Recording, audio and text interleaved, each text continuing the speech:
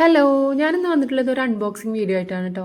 അപ്പം ഇതിന് അൺബോക്സിംഗ് ഒന്നും പറയാൻ പറ്റില്ല, ഇത് ഞാൻ ഓൾറെഡി അൺബോക്സ് ചെയ്തതാണ്. അപ്പം ഞാനിതൊന്ന് കാണിച്ചു തരാമെന്ന് വിചാരിച്ചു. എനിക്കിത് നല്ല ഇഷ്ടപ്പെട്ട ഒരു ഐറ്റമാണ് കേട്ടോ.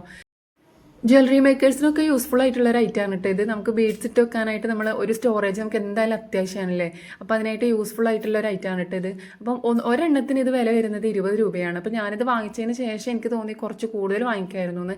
ഞാൻ ആകെ 3 വാങ്ങിച്ചിട്ടുള്ളൂ. അപ്പോൾ ഇപ്പോൾ എനിക്ക് തോന്നുന്നു കുറച്ചുകൂടെ കൂടുതൽ വാങ്ങിക്കായിരുന്നു, കാരണം എനിക്ക് ഒരുപാട് ബീഡ്സ് ഇട്ട് വെക്കാനുള്ള സ്റ്റോറേജ് ഇനി ആവശ്യമുണ്ട്.